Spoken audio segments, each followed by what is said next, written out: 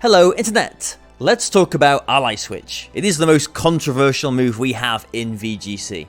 As I'm sure you know, when it is used, the Pokemon and Ally swap places with a priority of +2 as well, so in this video I'm going to try and be as fair as I can. I'm going to try and give both sides to the argument, but by the end of this video you will know my thoughts, you will know my opinion on this move, absolutely. But before we get into, the heavy stuff, let's just say that, yeah, we do need to respect Game Freak, that it is in the game. You know, I'm sure they test the moves. I'm sure they're not going to put a move into the game that makes it, uncompetitive, that breaks the game, essentially, as a few people claim. It's not quite so bad. And also, as a side note, we don't want people to be feeling guilty or attacked if they do use Ally Switch as well, too. Because, I mean, in the past, I have used strategies, I've used teams that have exploited all kinds of things that people have not liked playing against. Think about my Gravity teams. I used Scarf Smeargle at Worlds in 16, didn't I, with Dark Void. There's always been unpopular things in formats, but it is legal, you are well within your right to use it.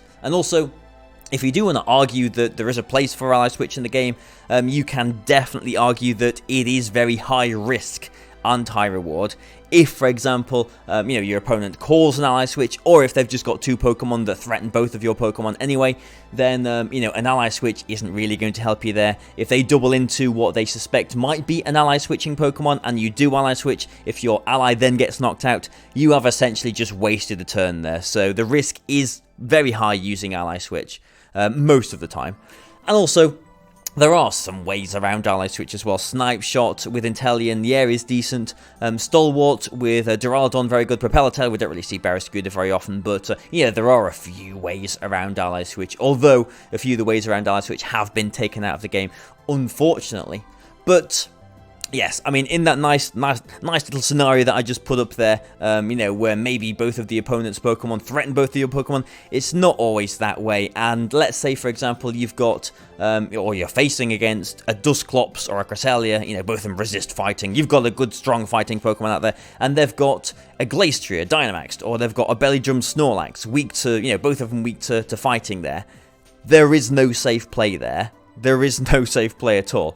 If you target into the Glastrier, target into the Snorlax, and they use Ally Switch, you've essentially wasted your turn there. You've potentially lost one of your Pokemon to that big attack as well too from the opponent. You've potentially lost the game there, and so there is sometimes just no safe play. There's no way around that. There's no safe play around it, and because of that, it essentially equates to a guessing game. Now, a lot of people, they could say, or especially me, Barry, you look at you, Barry, you've used offensive teams in the past, you've doubled into things, you've made hard 50-50 calls and whatnot, and yeah, that's one way of looking at it, but I don't think there's anything in VGC that is as much of a coin flip, as much of a 50-50 as Ally Switch. Because, I mean, just taking the example of, me using offensive teams. Let's say I'm going to, fake tears and max attack into something, but there's a chance to risk, for them to swap out or whatever. I'm making the call there, but there's lots of things to weigh into that calculation of if I make that call or not. There's the psychology of the game. Is it a game 3? Have they switched around? How have they reacted to that situation in past games? Also, what is the value of the Pokemon that I am potentially risking? What is the potential value of the opponent's Pokemon that they could be risking as well too? There's lots of things to sort of weigh up. There's never anything that's really just a 50-50, but in the situation where there's like a Dusclops and a Snorlax or whatever, that is essentially a flip, isn't it? That's just a 50-50. It's just a coin flip. There's no way around that. And when things do become just a guessing game, it does make them uncompetitive. It does take away the skill. It does make them not fun at all. It's just that simple. Also, there is no way to prevent Ally Switch on the turn it happens as well too. Obviously, you can taunt a Pokemon, you can use Imprison and Ally Switch as well, I guess, to prevent Ally Switches in the future, but turn 1, there's no way to prevent an Ally Switch. And unfortunately, they did take away Spotlight, which was a +3 priority move, so higher than the +2 of Ally Switch, and essentially made your partner target into that Pokemon no matter what, even around abilities like Storm Drain and whatever too. So it was a really, really, well, I mean, in hindsight, it was a really handy move. It wasn't actually used that much when it was in the game, but depending on how common, how prevalent Ally Switch does become, we might be really missing the move Spotlight. And also, another move, Skydrop, was taken out of the game as well too, which maybe wouldn't have helped so much with Dynamax going around, but if you could Skydrop, the Pokemon that could be using Ally Switch, then at least the next turn you know that they can't Ally Switch because they're going to be in the air at that point as well too. So, yeah, okay, it is frustrating, but these first 3 points, these are all making the assumption that, that your opponent has got Ally Switch as well too, and, if it is like a best of 3, if it is a long game, if the opponent, does maybe not reveal they've got Ally Switch, or if it's just a best of 1, if you're on the ladder and, whatever, you're not going to know if they've got it or not there, you might find out when it is too late, essentially. One good Ally Switch, one turn, I'm just going back to this Dusclops, Glacier, Dusclops, Snorlax example, that one turn can just ruin the game for you. That one turn can, one good Ally Switch can absolutely change your game. And when it happens, it happens. There's no way of going back from that, is there? It's too late, when you eventually find that they've got it. And then, obviously, there's the mind games from there as well, too. Do they use it again? Do they not? Etc. That's a whole other situation to think about. And also, even if they don't have Ally Switch, if again, I'm just going to go back to this example again. If the opponent leads with like a Dusclops and a Snorlax or whatever, you think, well, there could be a potential for an Ally Switch here.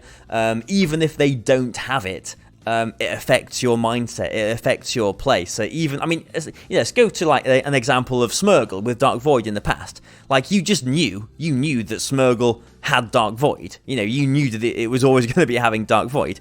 But, it's not like there was lots of other Smeargle sets that, does it have Dark Void or not? How am I going to play around this?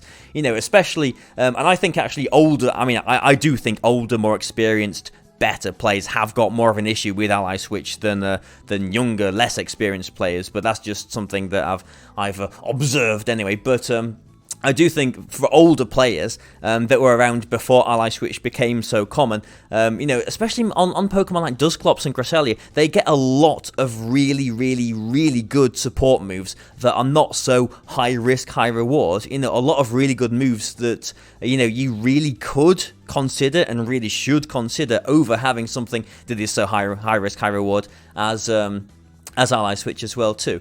But also, and this has only really become an issue more later on as well, because although Ally Switch was introduced in the 5th generation, not a whole lot of Pokemon learnt it, but the distribution of this move now is a big problem. It is a technical record. Lots of Pokemon that you wouldn't even expect to learn Ally Switch. So, and like I said in that 4th point here, when you find out they got it, it's normally too late. One big turn can turn the game around. If there's something that, you just don't expect an Ally Switch from, then you've even taken away the potential to even try and play around it.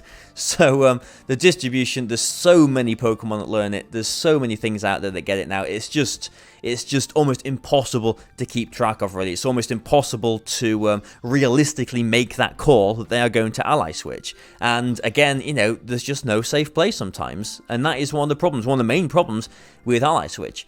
So, yes, let's take this with a grain of salt. There are some solutions that we could go through here with, but, if anything is going to change, it is going to be, when the next generation of games come out. I don't imagine they're ever going to patch anything like that, or, ban it, whatever, but the +2 priority of Ally Switch is a problem. From the 7th generation, they actually increased its priority from +1 to +2, even if they took its priority down to just +1 again. Something like a Whimsicott or a Tornadus could taunt, or, potentially Sableye if it's something slower, could taunt it before they do Ally Switch. That would make it a lot more manageable. If you took away its priority entirely, then that would make it a much, much, much more manageable move. You could make it, have a chance to fail on consecutive turns, just like with Protect, Max Guard, and Endure as well too. That would maybe make the mind game a lot, well, it would make the mind game a lot easier, wouldn't it? Because then you think, well, realistically, they're not going to click Ally Switch for the second turn going. That 50-50, that mind game is really taken out of the equation so much there. It could still be there, but it definitely wouldn't be a 50-50.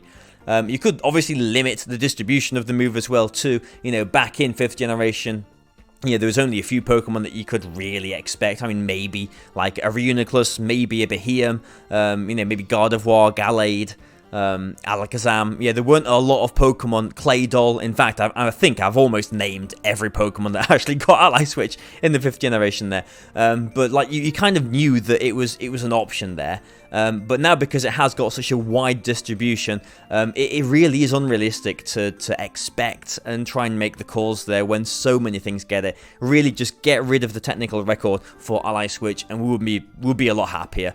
And also, if Dynamax is still around in the next generation of games, I really hope it isn't, but if it is, please, make it fail next to a Dynamax Pokemon as well too, because especially going back to the example of Dusclops and, like a Dynamax Glastrier or a Gigantamax Snorlax, that is a massive threat, and it's a massive threat to hinge these 50-50 coin flips on. So if you can fail it next to a Dynamax, that'd be fantastic as well too. That would make a lot of sense to me. So I have tried to, give the, possible, arguments for Ally Switch. Yeah, it is in the game. You think it had gone through some decent testing and whatnot. It is high risk, high reward. Yeah, the risk is actually quite high there if you are using it. You can see there are quite a lot of arguments against it. Yeah, I mean, there really is no safe players against it sometimes. So many Pokemon learn it now. It is unrealistic that you're going to, expect it to happen, potentially against some of these things that learn lots of useful moves as well too. And again, like when it does happen, it's often too late there as well too. So the turn that's happened, you've lost your threat, you've potentially lost the game there. So I do not like Ally Switch. I think as far as Ally Switch goes, and it being healthy, unhealthy for the game, I think it is less healthy for the game than even Dark Void on Smeargle. Even Moody on Smeargle, which I was absolutely not a fan of. I think Ally Switch is less healthy for the game than those combinations of moves and abilities. Honestly, I really do not like Ally Switch. I think normally there are better options, because it is, like I've been mentioning, it is a high risk move to use as well too. I think normally especially on Pokemon like Cresselia and Dusclops as well, that get so many useful moves, there are often better options that can give you other options that aren't just hoping that you get the Ally Switch turn, right, or hoping that the opponent doesn't call it as well too. So, it does make the game less enjoyable. It does bring the skill level down, absolutely. It's not a fun move to play against. It's just a bad move. It is just a bad move. That's all it's come down to. Barry just sitting here saying, it's just a bad move. But there you go. That is my thoughts on, those were my thoughts on Ally Switch. Please let me know what you think as well too. It is a very divisive move, isn't it? Some people are okay with it, some people are not okay with it. I'm not okay with it. I think it really makes the game much less fun, takes skill away from the game, and I can imagine, as far as a spectator sport goes, spectator esport goes, it can make games a lot more exciting that way, but as a player, please get rid of it. Please take it out.